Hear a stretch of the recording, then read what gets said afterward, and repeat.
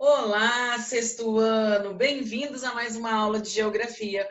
Eu sou a professora Priscila e nessa aula nós vamos estudar a distribuição da vegetação natural pelo mundo. Em específico, nessa aula, nós vamos ver deserto gelado, a tundra e as florestas de coníferas. Beleza? Presta bastante atenção, vai fazendo anotações, que é bem legal conhecer as belezas naturais, as paisagens que a gente tem pelo nosso planeta, certo? Então, aqui nós temos um panorama geral de diversas formações vegetais que se espalham pelo mundo, que estão pelo mundo. É importante a gente lembrar, porque nós já estudamos isso, de que a latitude é um dos principais fatores que interferem no tipo climático, certo? O fato de estar próximo ou distante da região equatorial, que é a região mais quente do planeta. Então, se a latitude é o principal influenciador do tipo climático, o tipo climático, por sua vez, é o principal influenciador das formações vegetais pelo planeta. Reparem, hoje, como eu já disse, nós vamos estudar aqui, olha, os desertos gelados, então no extremo, né, polar, tanto Antártico quanto Ártico. Logo abaixo, em azul, olha só, a tundra, reparem aqui. E ainda um pouquinho abaixo, nós temos aqui a floresta de coníferas, que são essas regiões cor-de-rosa, meio escuro aqui, olha. Reparem uma questão, estão na mesma latitude. Olha só, a formação vegetal é semelhante, olha, está na mesma latitude. Só que tem uma questão aí. Estão na mesma latitude, são formações vegetais muito semelhantes, as características de clima e formação vegetal são muito semelhantes, porém, cada região tem a sua característica, é muito específica, tem a sua característica específica. Por exemplo, a floresta de conífera aqui na América é semelhante à Europa e à Ásia, mas não é exatamente igualzinha, porque tem características climáticas bem específicas em cada uma dessas localidades. Por exemplo, uma massa de ar que passa por essa região aqui da América, né, aqui nessa região do Canadá, é diferente da que vem aqui para a Ásia ou Europa. Então, você vê que cada local tem a sua especificidade que faz com que a vegetação não seja exatamente igual. O mesmo acontece, por exemplo, com a floresta equatorial. Nós temos aqui, olha, a floresta equatorial, região amazônica aqui na América, na África e aqui entre a Ásia e a Oceania. São regiões de floresta densa, bastante biodiversidade, porém cada uma dessas regiões tem características de clima, vegetação e até mesmo a fauna diferentes. Elas são muito semelhantes, porém não iguaizinhas totalmente, porque cada local tem as suas características muito específicas, beleza? Então, nessa aula, como eu já disse, a gente vai ver em específico esses três biomas que estão em regiões de mais frio. São regiões ali acima, bem acima do trópico da linha do Equador e acima, olha só, aqui o trópico de Câncer, olha. Tá vendo pontilhado aqui? Então, são regiões que estão em região de clima frio, certo? Então, o deserto gelado é aquela região lá no extremo da Ártico e Antártico. A paisagem desse tipo climático é essa aqui que vocês estão vendo aqui embaixo, ó. Uma área coberta por gelo, né? Essa é a paisagem principal. Não tem variedade, né? Como a vida vai se desenvolver numa condição como essa, tão inóspita, uma região inóspita, a gente fala, né? Que não é propício ao desenvolvimento da vida. Então, isso significa que são áreas praticamente sem vida animal e vegetação visível, além de serem cobertas de gelo de forma permanente em sua quase totalidade. O ano todo, essa é a paisagem de uma região de deserto gelado. Uma coisa que muitos alunos confundem essa questão do deserto. Normalmente as pessoas relacionam deserto com altas temperaturas. Ah, o deserto é calor. Não. Deserto, a característica marcante de um deserto é ser seco, é a falta de umidade, é o baixo índice pluviométrico. Então, nós temos os desertos quentes, como, por exemplo, o deserto do Saara, como nós temos, então, os desertos gelados, nas regiões polares, certo? Já, então, nós temos aqui, ó, a região ártica. Pega ali o norte da América, a Groenlândia, a Europa e a Ásia. Um pedacinho lá do extremo norte desses continentes, né? Incluindo aí a Groenlândia, que faz parte da Dinamarca, né? Então, nós temos, são regiões onde vivem pessoas, onde tem uma organização política, onde tem atividades econômicas sendo executadas. Na Groenlândia, por exemplo, que boa parte ali da região central são os desertos gelados, a população está concentrada nas áreas próximas ao litoral.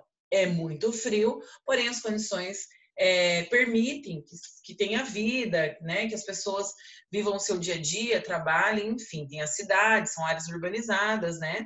Então, é diferente do continente antártico, onde não há uma organização política, não tem cidade, não tem estado, não tem prefeito, não tem presidente, certo? É uma área internacional, certo? E é uma área de preservação, inclusive. Somente é permitido no continente antártico bases de pesquisa científicas.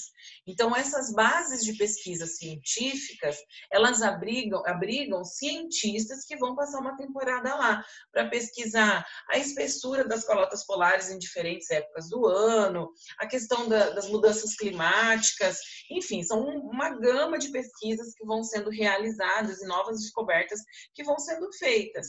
O Brasil, ele tem uma base de pesquisa chamada Comandante Ferraz.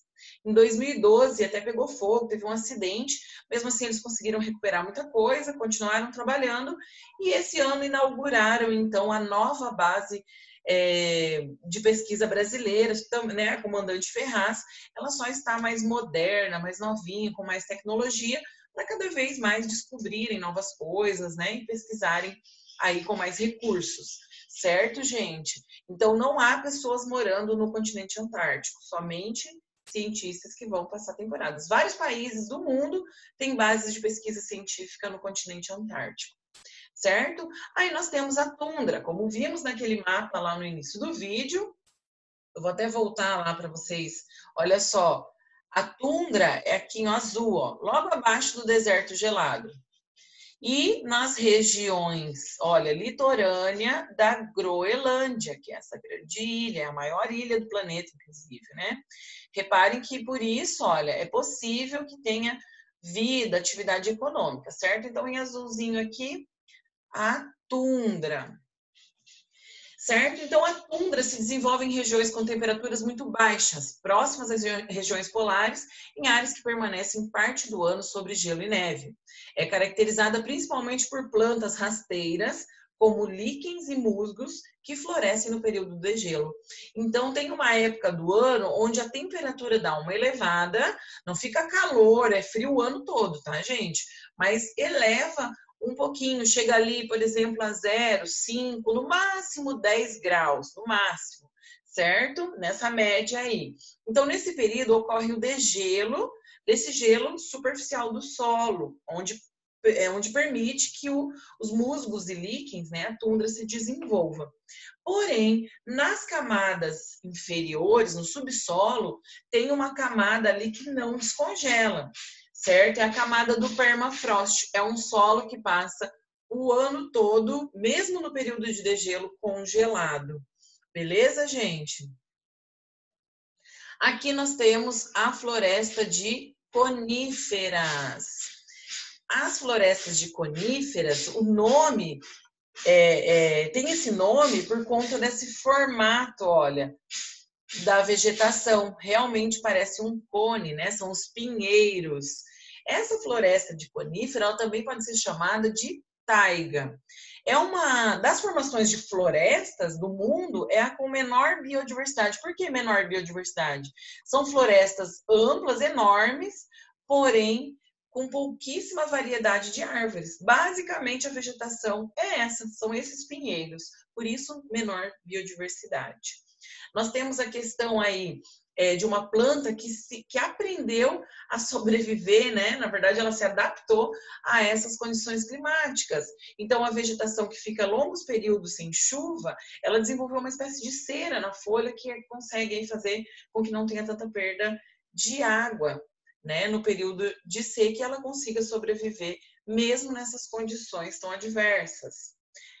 A questão da floresta de coníferas, da taiga, é a extração de madeira. Então, os troncos muito altos e com madeira de qualidade faz com que a indústria madeireira seja a principal atividade econômica dessas regiões. A gente chama de silvicultura, né, essa questão da extração da madeira. No caso da Finlândia, que o livro de vocês traz, é uma questão bem legal, porque acontece de forma sustentável. Da mesma forma que vão explorando, eles já vão reflorestando, e somente com vegetações endêmicas, ou seja, somente com a vegetação natural daquela região, com esses pinheiros que é da região. Então, a floresta se mantém, né, uma exploração sustentável, da mesma forma que eles extraem para atividades econômicas, eles vão plantando e mantendo, certo? A gente chama de floresta seminatural, porque a floresta está preservada, mas não é a naturalzinha que nasceu ali, foi reflorestada, mas ela é bem preservada. Isso é muito legal, desenvolvimento sustentável. E agora, a parte boa, que são as tarefas. Então, você vai fazer lá no seu livro a leitura da página 12 e responder as questões que está lá na seção, olha, está cobrindo aqui, ó, na seção atividade, certo? As letras A, B e C. E também, depois, você vai fazer uma leitura das páginas 9, 10 e 11 e vai responder essas duas questões aqui. Beleza, galera? Obrigada. Tudo de bom para vocês. Aproveitem aí os estudos e estamos aí. Até a próxima.